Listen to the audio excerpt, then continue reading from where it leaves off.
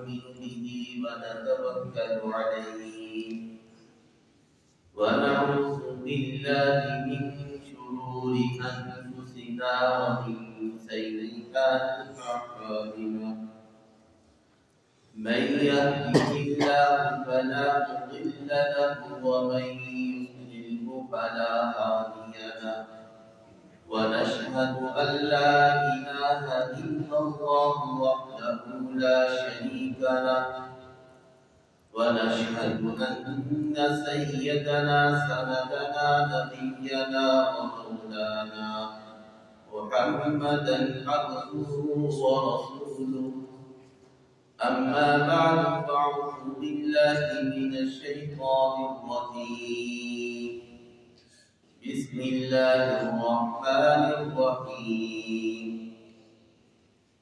ليلة القدر خير من ألف شهر وقال النبي صلى الله عليه وسلم من قام ليلة القدر إيمانا واحتسابا غفر له ما تقدم من ذنبه أو كما قال النبي صلى الله عليه وسلم صدق الله العظيم وصدق رسوله النبي الكريم ونحن على ذلك لمن الشاكرين والحمد لله رب العالمين. محترم سامعین کرام، السلام علیکم ورحمۃ اللہ وبرکاتہ. آج 20واں روزہ ہے اور آج شام سے اعتکاف کی عبادت شروع کی جا رہی ہے. یہ در حقیقت اعتکاف اللہ تعالیٰ کی بے بہا قیمتی نعمت لیلۃ القدر کی تلاش میں ہے. یہ رسول اکرم صلی اللہ علیہ وسلم کی توسط سے اس امت کو اتنی بڑی شان ملی کہ ایک رات کی عبادت 1000 مہینوں سے، جو 83 سال 4 ماہ کرتے ہیں. اور اللہ نے یہ نہیں فرمایا 1000 بلکہ 1000 سے بھی بہتر. قاعدے کے اعتبار سے تو 83 سال 4 ماہ کرتے ہیں، لیکن اس سے بھی بہتر وہ نامعلوم کتنا بہتر ہے وہ اللہ ہی جانتے ہیں. اس کا مطلب یہ ہوا جس کو زندگی کے اندر 10 راتیں لیلۃ القدر کی مل گئی، اس کو 830 سال 4 ماہ عبادت کا ثواب مل گیا. اندازہ کریں تقریباً 1000 سال کے قریب اس کو عبادت کا ثواب مل گئے صرف ایک رات کی عبادت سے. یہ رسول اکرم صلی اللہ علیہ وسلم کی طرف سے اس امت کے اوپر احسان ہے. اس لیے کہ یہ امت سب سے آخر میں آئی، سب سے تھوڑی عمر پائے گی اور سب سے پہلے جنت میں جائے گی. اللہ یہ تو نہیں کہے گی کہ بس یہ امت ہے، یہ افضل ہے، تم سارے پیچھے رہ جاؤ. اللہ نیکیوں کو پہلی امتوں کے اس امتوں کے بھی اللہ کی نیکیوں کی بنیاد پر فیصلہ کریں گے. یہ امت خیر الامم ہے. تو اس امت محمدیہ کو لیلۃ القدر مل گئی، اس میں ایک رات کی عبادت کا ثواب 83 سال 4 ماہ کے برابر رکھ دیا گیا. اس لیے اس رات کی عبادت کو پانے کے لیے اعتکاف کیا جاتا ہے، اور دوسرے مسلمان جو اعتکاف نہیں کر سکتے وہ اس رات کی تلاش میں پورا عشرہ عبادت میں گزارتے ہیں.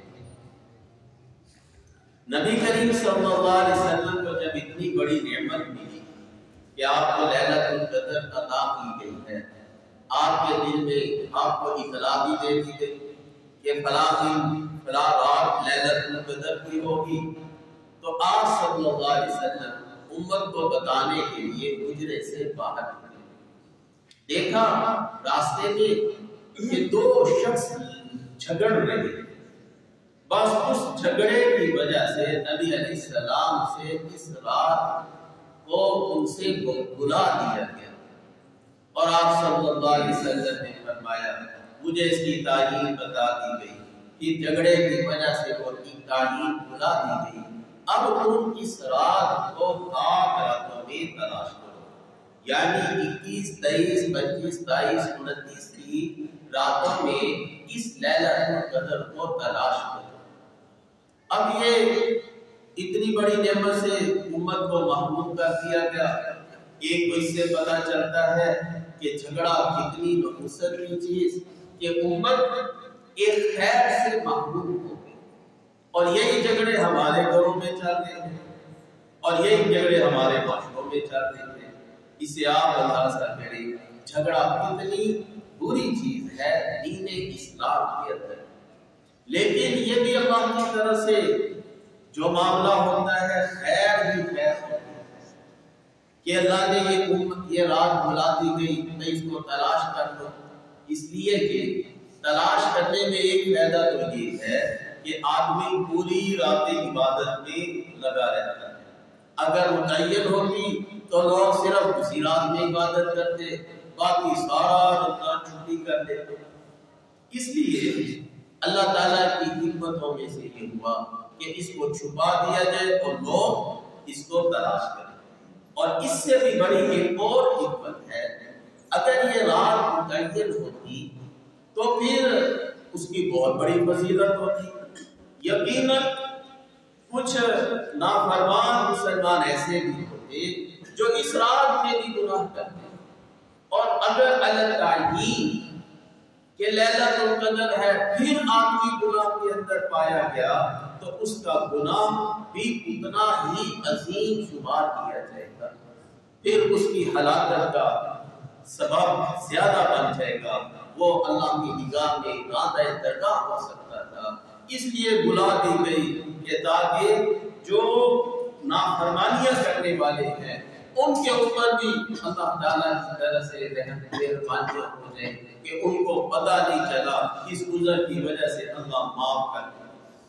بہرحال یہ رات ایک بہت عظیم شان رات ہے، اور ظاہر ہے یہ جو ایک رات ہوتی ہے یہ ساری دنیا میں گھومتی ہے، دنیا میں ہر وقت رات طاری رہتی ہے، سورج نکل رہا ہے، غروب ہو رہا ہے، گول ہے دنیا، تو اس اعتبار سے ہر روز ہر گھڑی ہر سٹیپ کے اوپر فجر کی اذان ہو رہی ہے، سورج طلوع ہو رہا ہے، سورج غروب ہو رہا ہے، تو یہ رات جو ہے یہ بڑی لمبی رات ہے۔ اس لیے لہٰذا اگر سعودیہ والوں کی 27ویں اور ہے تو ہماری اور ہو سکتی ہے، اور امریکہ والوں کی اور ہے تو ہماری اور ہو سکتی ہے۔ ہر ملک کے اندر ہر جگہ کے اعتبار سے لیلۃ القدر یہ گردش کرتی ہے، گھومتی ہے، یہ چکر لگاتی ہے۔ تو اللہ رب العالمین نے یہ لیلۃ القدر کی خود فضیلت قرآن میں ارشاد فرما دی، اور نبی علیہ السلام نے ارشاد فرمایا جب لیلۃ القدر ہوتی ہے تو اللہ کی طرف سے جبرائیل علیہ السلام ایک جھنڈا لے کر اترتے ہیں، ان کے ساتھ فرشتوں کی ایک فوج ہوتی ہے، وہ جھنڈا بیت اللہ کے اوپر نصب کیا جاتا ہے، اور فرشتوں کو حکم ہوتا ہے اب تم ساری دنیا میں پھیل جاؤ، اور جو جو عبادت کرے اس سے مصافحہ کرو، اور ان کی دعاؤں پر آمین کہو، اور ایسے ساری دنیا میں وہ پھیل جاتے ہیں۔ جبرائیل علیہ السلام کے 100 بازو ہیں، اس رات وہ 2 بازو کھولتے ہیں، اور پوری دنیا کے اندر جہاں جہاں رات ہوتی ہے وہ فرشتے پھیل جاتے ہیں، اور عبادت کرنے والوں کی دعاؤں پر آمین کہتے ہیں، ان سے مصافحہ کرتے ہیں۔ کسی نے پوچھا ہمیں کیسے پتا چلے گا کہ فرشتوں نے ہم سے مصافحہ کیا؟ تو اللہ والے نے بتایا وہ جب فرشتے مصافحہ کرتے ہیں تو بے اختیار ان کی آنکھوں سے آنسو نکل جاتے ہیں، تو سمجھو کہ فرشتوں نے مصافحہ کیا ہے۔ یہ فرشتے ان کے ساتھ مصافحہ کرتے ہوئے ساری رات اس طرح گزرتی ہے، یہاں تک کہ اس رات کی نشانیاں جو احادیث میں بیان کی گئی کہ وہ رات ایسی رات ہے کہ اس رات میں کائنات کی ہر چیز اللہ کو سجدہ کرتی ہے، کما یلیق بشان، جیسے جیسے چیزوں کی شان ہے وہ اللہ کے سامنے جھکتی ہے۔ جو اہل کشف ہے اللہ ان کو دکھاتے ہیں کہ کائنات کی ہر چیز اللہ کے سامنے سجدہ ریز ہوتی ہے۔ اور اس رات کی ایک نشانیوں میں سے یہ ہے کہ اس رات کی جب صبح ہوتی ہے تو وہ سورج بغیر کرنوں کے نکلتا ہے، اس لیے کہ فرشتے درمیان میں حائل ہوتے ہیں، وہ رات بغیر سورج جو ہے یہ بغیر کرنوں کے نکلتا ہے۔ اور یہ بھی ممکن ہے کہ اس رات میں بارش ہو جائے ہلکی سی، اور یہ بھی ممکن ہے کہ وہ رات بڑی ٹھنڈی ہوتی ہے، نہ بہت گرم نہ بہت سرد، بالکل کھلی ہوئی ہوتی ہے، اور اس رات میں سکون محسوس ہوتا ہے۔ یہ اس رات کی ظاہری نشانی ہے۔ تو بہرحال نبی کریم صلی اللہ علیہ وسلم کا معمول یہ تھا، اذا دخل العشر، آخر العشر، جب رمضان کا آخری عشرہ داخل ہوتا، شد مقدرا واحیا لیلا وایقظ اہلا، تو آپ اپنے اثار بند کو مضبوط کر دیتے اور راتوں کو مزید جاگنے کا اہتمام کرتے اور گھر والوں کو بھی جگاتے۔ معلوم یہ ہوا کہ جو کوتاہیاں ہوئی تو سو ہوئی، لیکن اس آخری 10 راتوں میں سنت یہ ہے کہ نبی علیہ السلام کی اطاعت اور فرما برداری میں اس رات کو جاگا جائے، جتنا ہو سکے اتنا جا کر عبادت میں ضرور اپنے آپ کو مصروف رکھا جائے، جتنی لایانی باتیں ہیں ان سب سے کنارہ کش کر دیجیے اور گناہ کی باتوں سے بالکل ہر چیز بند کر دیجیے، اور بالخصوص گھروں کے اندر سے لٹکی ہوئی تصویریں اور مورتیاں، شو پیس جو الماریوں میں رکھے جاتے ہیں، ہر جاندار کی تصویر ان کو گھروں سے ریموو کر دیں، ان کو ہٹا دیں، اس لیے کہ اس رات کے اندر فرشتے اس گھر میں داخل نہیں ہوتے جس گھر کے اندر تصویر لٹکی ہوئی ہو یا کوئی جنبی شخص پایا جاتا ہو، فرشتے اس گھر میں داخل نہیں ہوتے۔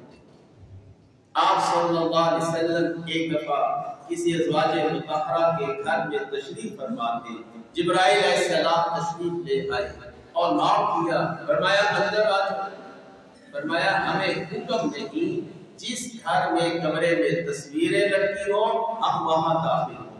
تو دیکھا کہ ایک پردے کے اوپر تصویروں والا پردہ لٹک رہا تھا، نبی علیہ السلام کی بنفس نفیس وجودگی میں وہ رحمت کے فرشتے گھر میں داخل نہیں۔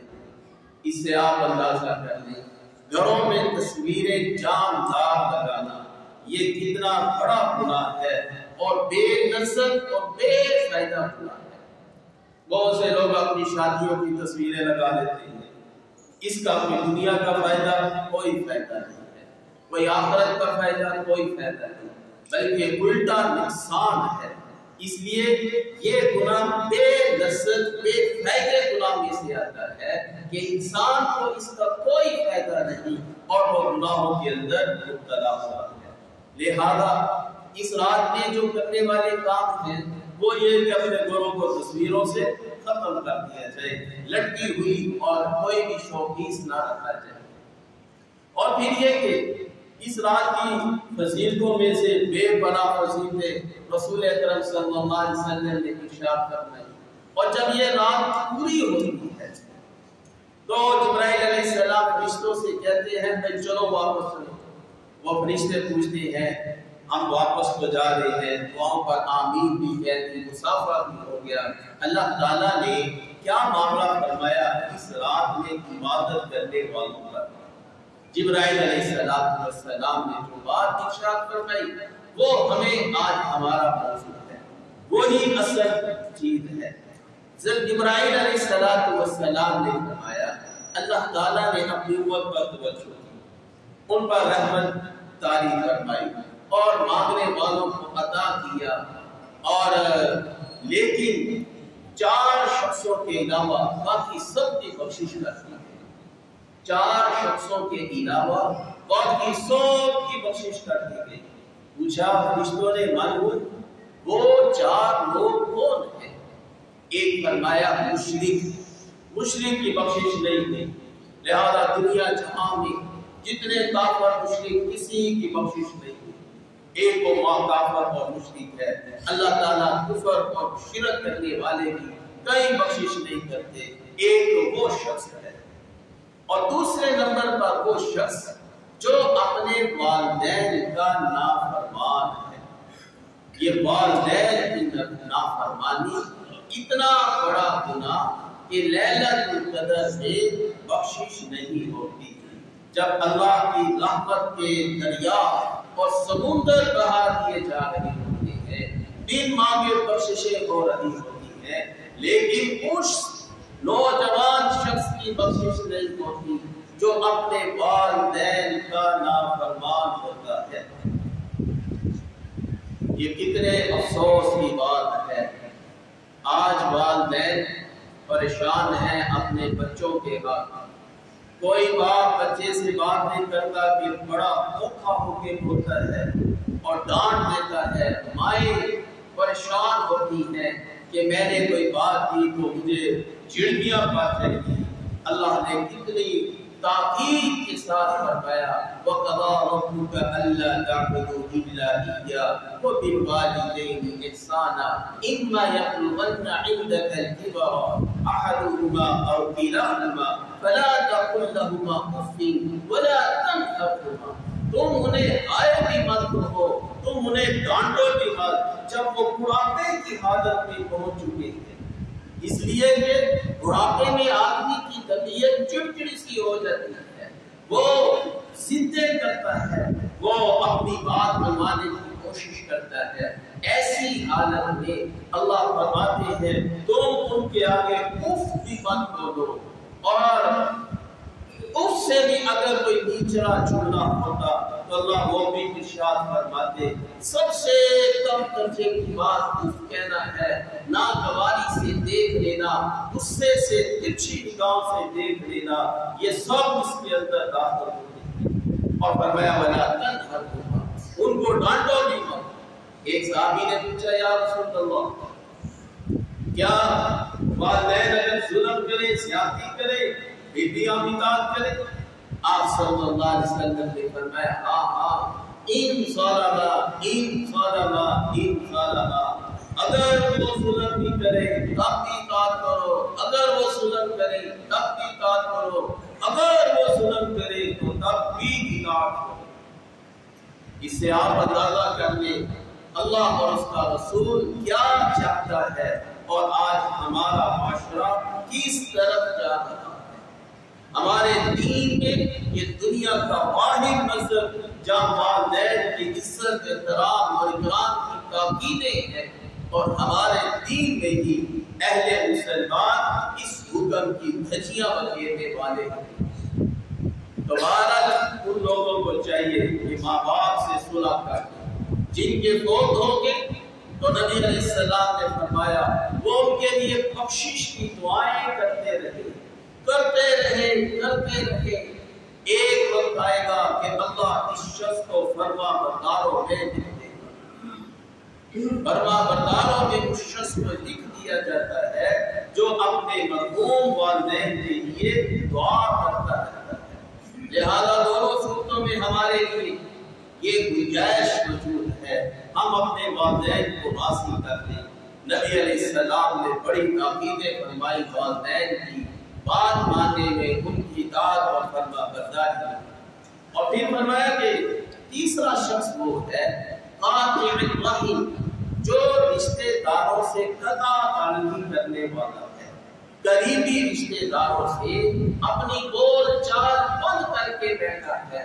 ایسے شخص کی بھی لیلۃ القدر میں بخشش نہیں۔ وہ شخص اگر اعتکاف بیٹھ جائے تب بھی، اگر بیت اللہ میں چلا جائے تب بھی اس کی بخشش نہیں ہے۔ امام زین العابدین رحمۃ اللہ علیہ فرماتے ہیں کہ میں نے وہ لوگ جو بات چیت بند کر دیتے ہیں، میں نے قرآن کریم میں 3 جگہوں کے اوپر ان کے اوپر لعنت پڑھی، اللہ کی ان کے اوپر لعنت ہے۔ والذین یقطعون ما امر اللہ به ان یوصل ویفسدون فی الارض اولئک لهم اللعنہ. ایسے لوگوں کے اوپر آپ اندازہ کریں جس کے اوپر اللہ لعنت بھیجتا ہے، پھر اس کو کیسی بخشش ملے گی. اور یہ بھی ایک ناسور ہے جو ہمارے معاشرے میں، ہمارے گھروں میں پل رہا ہے. رشتے داروں سے جس نے اس کو بلایا وہ ہمیں نہ بلائے، اور اس نے ہمیں پیسے نہیں دیے، ہماری اس سے بول چال بند. یہ بول چال بند کر دی جاتی ہے. لہذا یہ بڑے گناہ کی بات ہے. یہ صلہ رحمی، اس کے اتنے ہی فائدے اور قطع رحمی کے اتنے ہی نقصان ہیں. آپ صلی اللہ علیہ وسلم نے فرمایا من احب ان یبسط مالہ ویبسط له رزقہ ویبسط له فی عمرہ فلیصل الرحم. جو شخص یہ چاہتا ہے کہ اس کی عمر میں، اس کی اولاد میں، اس کی زندگی میں اور مال میں برکت آئے تو اس کو چاہیے کہ وہ صلہ رحمی کرے. علی رضی اللہ تعالیٰ عنہ فرماتے ہیں میں قسم کھا کر کہتا ہوں ذات کی جس نے محمد صلی اللہ علیہ وسلم کو حق بنا کر بھیجا، صلہ رحمی کرنے والے کو اللہ ضرور اس کی جان مال میں برکت عطا کرے. اور یہ 100% تجربے والی بات ہے. جو شخص اپنے رشتے داروں کا غم اور ظلم سہتا ہے اللہ اس شخص کو ضرور کامیاب کرتے ہیں.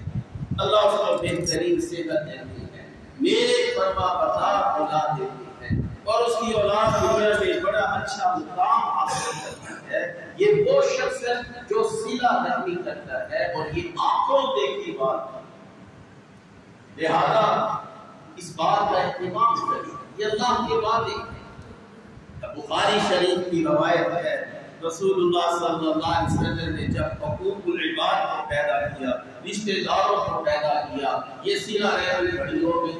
یا اللہ تو نے بندوں کی تو پیدا کر دی، یہ بندے آپس میں لڑائیاں کریں گے، میرے حقوق کو توڑ دیں گے، اے اللہ میرا بخش دیجیے. اللہ تعالیٰ نے فرمایا کیا تو راضی نہیں؟ مان مسئلہ جو تجھے جوڑے میں اس کو جوڑوں، اور جو تجھے توڑے میں اس کو توڑوں.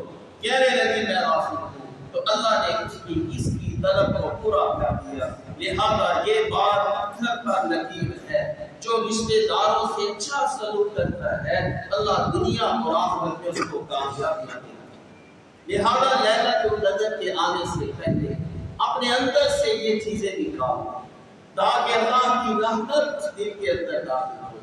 وہ شخص بخشش کا اہل ہے. آپ بتائیے ایک شخص کا وضو نہیں، جنبی ہے، اور وہ نماز کے لیے آ جائے اور نماز پڑھے، آپ دیکھیں کبھی اس کی نماز ہوئی ہی نہیں. اس لیے کہ پہلی شرط ہی نہیں ہے، پاکی ہی نہیں ہے اس کے اندر. تو جس شخص کے دل میں یہ پاکی ہی نہیں، والدین کے گناہ سے اس نے اجتناب نہیں کیا، اور اس نے جو ہے وہ رشتے داروں کی قطع تعلقی سے اجتناب نہیں کیا، تو اس دل کے اندر اللہ خیر نہیں ڈالتا. وہ شخص محروم رہتا ہے. وہ سالوں بہ سال لیلۃ القدر آتی رہے جاتی رہے، اس کو کوئی فائدہ نہیں ہوتا. اور تیسرا وہ شخص جو شراب کا، چوتھا وہ شخص جو شراب کا عادی ہے. شراب کا عادی اس امت کے اندر آپ نے فرمایا اخیر زمانے میں شرابیں کثرت سے پی جائیں گی. یہ وہ دور شروع ہو گیا ہے کہ شرابوں کی نوجوانوں میں کثرت شروع ہو گئی ہے، اور بہت زیادہ نوجوان اس طرف جا رہے ہیں. کوئی ایسا موقع ہو جائے تو یہ لازمی اور جز بنتا چلا جا رہا ہے. یہ بڑے گناہ کی بات ہے. شراب کو ام الخبائث کہا گیا ہے. ساری بیماریوں کی جڑ وہ شراب نوشی کرنا ہے، اور وہ ہر وہ چیز جو نشہ آور ہے وہ شراب ہے، وہ حرام ہے. آپ صلی اللہ علیہ وسلم نے فرمایا کل مسکر حرام، ہر حرام نشے والی چیز وہ حرام ہوتی ہے. تو یہ چار بڑے شخص ہیں جن کی لیلۃ القدر میں بخشش نہیں ہوتی. ایک ان میں سے مشرک، دوسرا والدین کا نافرمان، تیسرا قطع رحمی کرنے والا، اور چوتھا شراب کا عادی ہے. پھر اس کے علاوہ سب کی بخشش ہو جاتی ہے. لہذا اس رات کے آنے سے پہلے اپنے آپ کو ان گناہگاروں کی فہرست سے نکالیں، اور یاد رکھیں یہ ہماری عبادتیں اکثر بے اثر چلی جاتی ہیں. آپ نے دیکھا ہوگا کہ ایک آدمی رزق کے کشادگی کے لیے وظیفہ کرتا ہے، ایک آدمی رزق کے کشادگی کے لیے صدقہ کرتا ہے، یہ کتنے بڑے ثواب کے کام ہیں، لیکن صدقہ اس کے مال میں اضافہ نہیں کرتا، اور ایسے ہی اس کا وظیفہ اس کے اوپر اثر نہیں کرتا، نمازیں اثر نہیں کرتی، یہ سب بے اثر ہو جاتی ہے۔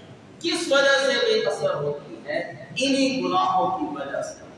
اللہ کا سابقہ یہ ہے، نافرمان کی عزت اللہ تعالیٰ کر دیتے ہیں، اللہ کا سابقہ یہ ہے، قطع رحمی کرنے والے کا عزت کم کرتے ہیں۔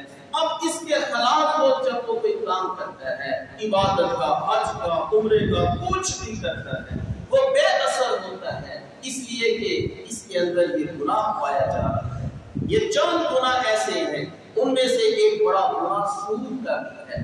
سود کا اللہ تعالیٰ نے یہ عہد رکھا ہے کہ یمحق اللہ الربا، اللہ سود کو گھٹاتا ہے۔ اب یہ سود والا شخص یہ مال کے اضافے کے لیے دعائیں کرتا ہے، وظیفے کرتا ہے، یہ سب بے اثر رہ جاتا ہے، اس لیے کہ اس کے اندر اللہ کی دشمنی والا، اللہ کی نافرمانی والا عنصر موجود ہے۔ جب تک یہ نہیں نکلے گا، یہ کبھی عبادت اور ریاستیں اثر نہیں دکھائیں گے۔ لہذا اپنے اندر سے پہلے ان گناہوں کو نکالیں، پھر آپ ایک دعا بھی کریں گے، انشاءاللہ تعالی وہی اثر کر کے دکھائے گا۔ تو آج ہماری محرومیوں کی بڑی وجہ وہ ان گناہوں کے اندر ہمارا پایا جاتا ہے۔ ہم تقریریں بھی کر لیں گے، ہم جلسے بھی کرا لیں گے، ہم محفلیں میلاد بھی بنا لیں گے، بڑا کچھ کر لیں گے، لیکن دوستوں کے اندر جب یہ گناہ موجود ہوں گے کوئی فائدہ نہیں ہوگا۔ لہذا ایک گناہوں سے بچیں۔ پھر ایک بڑی عظیم عبادت جو اس رات کو شروع ہونے والی ہے وہ اعتکاف کی عبادت ہے۔ اعتکاف کہتے ہیں کٹ جانا اور جم جانا۔ آدمی دنیا سے کٹ کر اللہ کے در میں بیٹھ جائے، اے اللہ تجھے پانا ہے، یہ اعتکاف کی روح ہے۔ اور اس سے عظیم اور لطیف اور شان والی عبادت ہمارے دل میں ایسی نہیں کہ آدمی اللہ کے گھر میں بیٹھ جائے، اللہ سے امید لگا کر۔ اندازہ کرے جو اللہ کے گھر میں اس سے امید لگا کر بیٹھ گئے، جو سخیوں کا سخی ہے، تو اللہ اس کو نوازیں گے نہیں، وہ اللہ اس کو ضرور نوازیں گے۔ وہ جو حاجت لے کر آئے گا اللہ اس کی حاجت کو پورا کر دے گا۔ یہ وہ لوگ ہوں گے جو فرشتے جن کے مصاحب بنیں گے، فرشتے جن کی مجلس میں بیٹھیں گے، اور جب یہ لوگ مسجد میں نہیں آتے فرشتے ان کو ڈھونڈتے ہیں۔ وہ لوگ کہاں گے جو مسجدوں کو آباد کرنے والے؟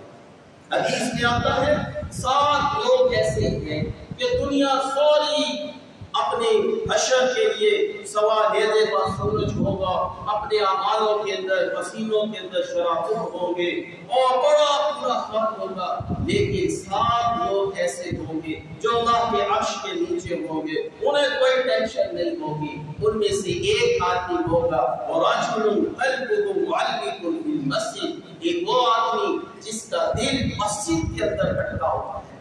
یہ موقف ہے وہ شخص جس کا دل مسجد میں اٹکا ہوا ہے، وہ مسجد کے پسند کرتا ہے، مسجد اس کو یاد کرتی ہے۔ تو یہ اعتکاف بڑی عظمت والی چیز ہے۔ ایک دن کا اعتکاف، وہ جہنم اور اس شخص کے درمیان 3 خندقیں کھود دی جاتی ہیں، ہر خندق کا فاصلہ زمین اور آسمان سے زیادہ ہے۔ یہ ایک دن کا اعتکاف ہوا، اور جس نے 10 دن کا اعتکاف کیا اس کا اندازہ کرے وہ کتنی عظمت والی چیز ہوگی۔ لہذا اعتکاف ایک بڑی عظیم الشان عبادت ہے، لیکن اس کے لیے شرط یہ ہے دنیا سے کٹ جائے اور اللہ سے دو لگائے۔ ہمارے ہاں اعتکاف ایک فیشن بنتا چلا جاتا ہے، اور جو بچہ گھر میں تنگ کرے ماں باپ کہتے ہیں چل جاؤ اعتکاف بیٹھ جائے، ہم دن سکون کر لیں گے۔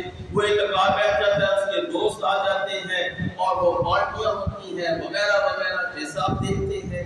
اعتکاف کی ایک خاص ایک شان ہے، وہ شان بہت کم لوگوں میں پائی جاتی ہے۔